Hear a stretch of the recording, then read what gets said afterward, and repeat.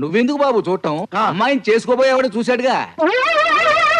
ఏంటి బాబు అన్న, ఇంకోసారి అన్న. చేసుకోబోయేవాడు చూశాడుగా. ఐసి అంటే వీడు పెళ్లి కొడుకు అన్నమాట. అవును బాబు. వీడికి నువ్వు పిల్లనిస్తున్నావు అన్నమాట. కదలకండి బాబు, అందరు అలాగే కూర్చోండి అమ్మా. ఎవ్వరు కదలద్దు, ఫోటోగ్రాఫ్ కోసం కూర్చోవాలి.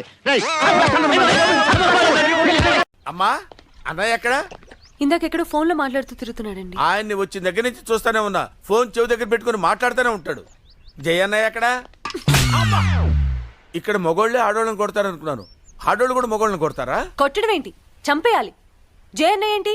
అన్నయ్య నీకు చెప్పానా? అంటే అన్నయ్య ఫ్రెండ్ అన్నయ్య కదమ్మా. అని రాజ్యాంగంలో రాసుందా? రాజ్యాంగంలో ఎందుకు రాస్తారులేమ్మా, జనరల్ గా అలా అనుకుంటారు కదా అని నేను అలాగే అనుకున్నాను. దీనికి రాజ్యాంగాలు ఎందుకులేమ్మా? అదేంటండి పట్టిల్ తీసేశారు? అవును తీసేశాను. నీకెందుకు? పట్టెలు వేసుకుంటే ఎందుకు వేసుకున్నావని మీరే ఏడిపిస్తారు. తీసేస్తే ఎందుకు తీసేసావని మళ్ళీ మీరే అడుగుతారు. వేసుకుంటే వేసుకుంటాను, తీసేయాలనిపిస్తే తీసేస్తాను. అసలు నా సంగతి నీకెందుకయ్యా? నీకు నాకు ఏంటి సంబంధం?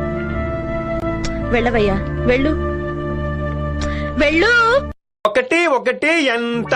ఒకటి ఒకటి ఒకటి ఎంత? ఇదో పెద్ద ప్రశ్న, దీనికి నేను సమాధానం చెప్పాలి. చెప్పరా చెప్పరా చెప్పరా. అబ్బో చాలా డిఫికల్ట్ క్వశ్చన్ ఇది. ఒకటి ఒకటి ఎంత? ఒకటి ఒకటి రెండు. యా, ఇదెంత? ఒకటి. ఇది ఒకటి కలిపితే రెండు. 11. 11 ఎలా అవుతుందండి? 11 ఎలా అవుతా? చాలా బాగుందండి. ఇంత ఖరీదైన చీర నా పుట్టింటోళ్ళు కూడా పెట్టలేదండి. నీ పుట్టింటోళ్ళ ప్రస్తావన వద్దు. ముక్కు మీద గుద్దారంటే బ్లడ్ పడుద్ది. ఏంటే నీ పుట్టింటోళ్ళ గొప్పతనం? పెళ్ళైన కొత్తలో ఇంటికి నేను వస్తే కట్టుకోవడానికి లింగి కూడా పక్కింటోళ్ళని తీసుకొచ్చి ఇచ్చారే. విన్నా, అంతా విన్నా. నువ్వేమన్నావో నేను విన్నా, మన పెద్దలు విన్నారు. ఏం పొట్టున్న వాళ్ళు ప్రేమించకూడదా?